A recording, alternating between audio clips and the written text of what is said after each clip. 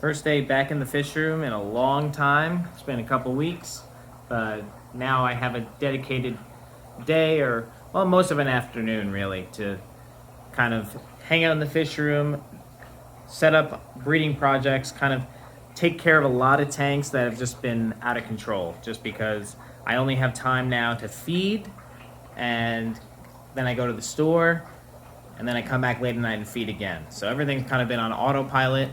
I really want to start paying attention to a lot of the breeding projects, especially now that spring's right around the corner, and it'll be a lot easier to ship fish. The new website will be live pretty soon, so I just want to get back in the rhythm of hanging out in the fish room and doing what I love, breeding fish. So let's get started. One thing I really need to do is take care of a lot of the plants that have been overgrown and move the fish around that I've been kind of just moving quickly in the morning and kind of leaving them. So this was a drop of the red dragon guppies. I had a female in here who I was pretty sure was going to drop, and she dropped a ton of babies, so this is only one drop here. But these guys are actually spread out in multiple tanks, just because if you remember, if you've been following the series, that they've been in quarantine in here for a long time now. It's actually been several months. So there's a nice original male right there. So you can see how pretty they get. The females actually look really nice. But what I was doing was noticing a ton of fish in these 10 gallons, and then in the morning I see, wow, that female looks like she's about to drop, and then I threw in another 10 gallon and she dropped a ton of babies. But then I have another tank of them over here, just because this was the tank that I had set up to be dedicated for them. And I just haven't gotten around to scaping it yet. I thought I would be able to take some wood pieces from the store or some rock. But I think I'm just gonna put some dwarf sage in here. I love that look. I wanna have something carpeted. Obviously I'll scrape the algae, and I'll have to combine maybe that tank of that initial drop in this tank, and maybe set up some pothos or something to help absorb the extra nitrates, because I'm expecting a lot of fish in this 20 gallon. So something that I realized now that I'm up here and working on this tank is that somehow duckweed made its way into this tank. So I'm not going to be able to salvage this water sprite here that's pretty much taken up the entire tank. I'm just going to have to take this big portion out and just throw it away, unfortunately, just because there's no way I'll be able to transfer this somewhere else without duckweed being transferred over. And you can see all the mulm in the tank that I'll siphon out, but I think that would be really great to put in if I moved like rainbows or another small fish like celestial pearl danios over into this tank to hatch out, because I think they would really just feed on the microorganisms in here. But in the meantime, I'll throw this away. I'm going to scoop out all the duckweed here, and these Plecos, these Longfin Super Reds, are way overdue to be upgraded to a different tank. I kept these from a spawn that I had, ones with the most red in them. That's a really nice one over there.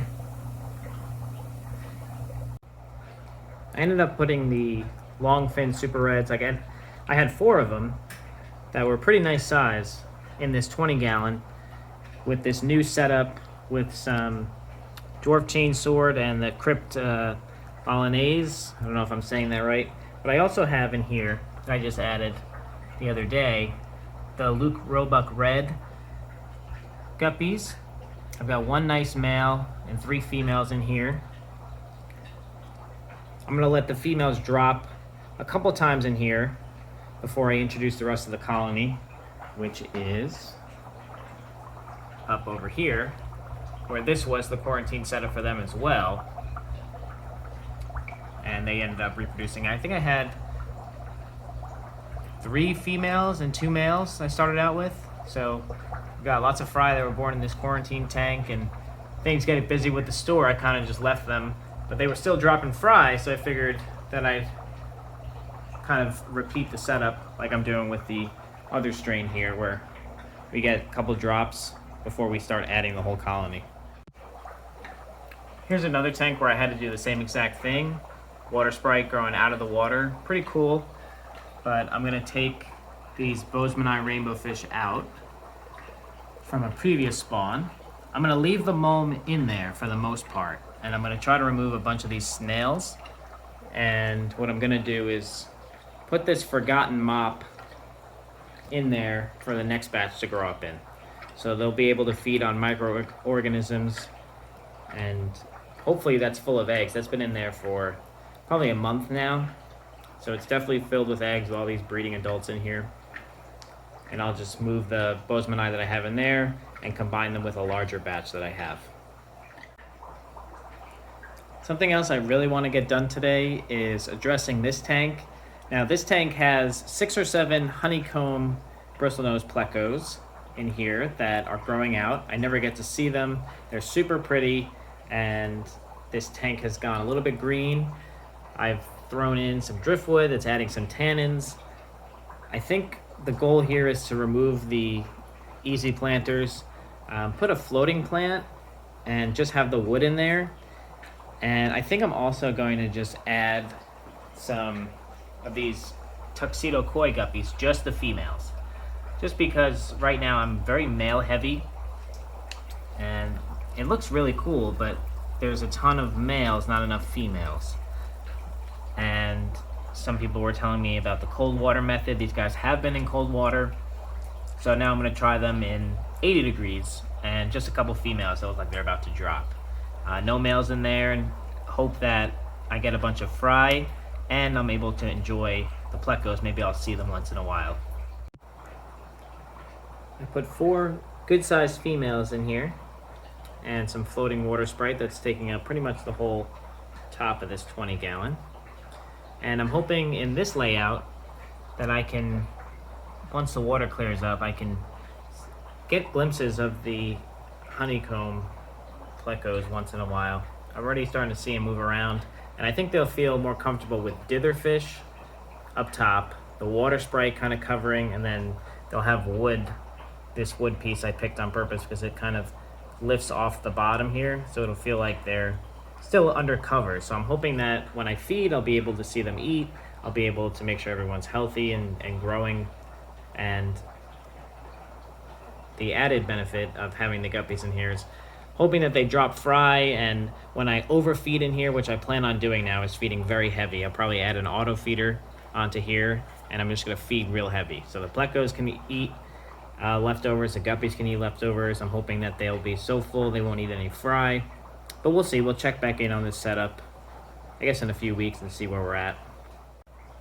And while we're right over here, we could take a look at these pearl scale platinum angelfish that we're looking to pair off in the 75 gallons. So I pulled them and put them in this 20 with their own slate, and they've adjusted right away and are already starting. They've been in here for like an hour, and they're already starting to, pick at that slate. They were already kind of keeping away. I think there's at least 10 other angelfish that are same size from one side of the tank. So I'm confident that this is a pair that is formed, hoping to find eggs in the next couple days so I can get these guys going, because growing them out, I didn't realize, they're in that 75. That's pretty low, and I'm not looking at them too much. But these guys are actually really, really pretty. The spangling on their bodies is amazing. Hoping to get some eggs soon. And looking from afar here with the camera zoomed in, I just like to observe the behavior of the angels, because now these guys are starting to pair off potentially. I can see 2 that I think are forming to be a pair that are starting to get a little aggressive and trying to protect the slate. It's kind of confusing though, because it seems to be like 3 of them who are working together. So I have to find 2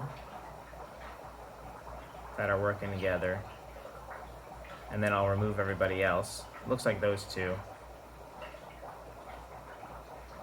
Problem is now, if I go to grab a net, I've kind of lost who's who because once I go to the tank, they think I'm going to feed them, and they all get together. But this is good. This is good. All the angels are doing exactly what I want them to do, except for these Peruvian ultims. They haven't done anything yet. but maybe I'll try swapping some out or just putting 2 in a tank, guessing which one the female was. Looking at old footage, there was one that was significantly smaller in this group, and now they're all kind of the same size, so it's a little difficult for me to sex them, but I think I'll be able to kind of guess. Like that one who's being aggressive, I would imagine is the dominant male, and he hasn't really bothered this one on the right. So I'll make some guesses. We'll get some angelfish out, especially because at the store I'm having such a hard time finding a good source of angelfish. I never thought it would be difficult. I've always seen them at pet stores, and you think that, oh yeah, they no problem getting angels, but the quality's not there. I keep losing them, and I know it's not me because I know how to raise angels. And my fish do just fine in the system. So hoping that being able to crank them out, I'll be able to offer them on the website as well as in the store. Here are the Longfin white clouds. You can see the Java moss has gone out of control here, which is nice, looks really cool. But I've got my adult breeding group here that has been in here for several weeks just being fed, and the most recent batch of fry, which you can see is much smaller just because I've been missing some feedings sometimes with the micro food, the Hikari first bites, and then the live brine when they were big enough. But I'm gonna move these guys out into the grow out tank of the ones I have, and then I'm gonna pick the best breeders from this tank and let them spawn in here. And I think I've got some longfin golds. I don't know, you guys tell me what you think. They look pretty. These are all from one line. So what I think I'm gonna do is take all the adults out of this one, since they've been definitely spawning in this Java moss like crazy over the last few weeks, and see if any fry come out of there. And then I'm gonna select the longest fin males and females and put them over here to spawn. And interestingly, with both these setups, I'm actually just noticing that neither of them have air coming to them. So the sponge filters are just kind of sitting there, and they're just being filtered with the Java moss, and this one's got some salvinia in it. So very interesting to see that these fish are just fine in a 10-gallon with no filter. It's just the sponge with no air supply and the plants acting as filtration. And I think the last thing I'm going to do today is select the future breeders for the Miyuki rice fish. I've got this tank, I've got another tank full of them just like this, ready for spring and summer. Everyone wants these guys in their ponds. I only have 2 adults left from the original import in this breeding tank here. You know, I don't know how old those guys were. I got them as full adults and they were imported. So now I know these guys, you know, bred in my water, probably have, hoping to get a nice size. I have plenty to choose from, so I'm going to choose some really nice ones and keep those, and then the rest will be on the website. Got a nice group selected of at least 20 fish. So we're gonna let these guys grow out a little bit. You can see them compared to the full-grown adult right there. So they just have a little bit of more growing to do, which is fine. I'm gonna lower the flow in here. And I have to work on this, the blue Madakas that I got from Aquatic Arts. You can see a lot of them are orange from the fry. So I'll have to see, you know, if I continue with this line, if I select the ones that look kind of blue. But I'm still on the hunt for more strains. If anyone has some cool strains that you know I don't have, especially full black body ones, that's something I'm really looking for. Or any other cool strains, and you guys are in the U.S. and want to trade, or you know, let me buy some, definitely let me know. That was another day in the fish room. I'm so glad I was able to get some time today to kind of be in the fish room and not at the store. I'm trying to work on getting more days in the fish room here, to possibly take a day off during the week or a half day, something like that. But thank you guys so much for watching, and we'll see you in the next one.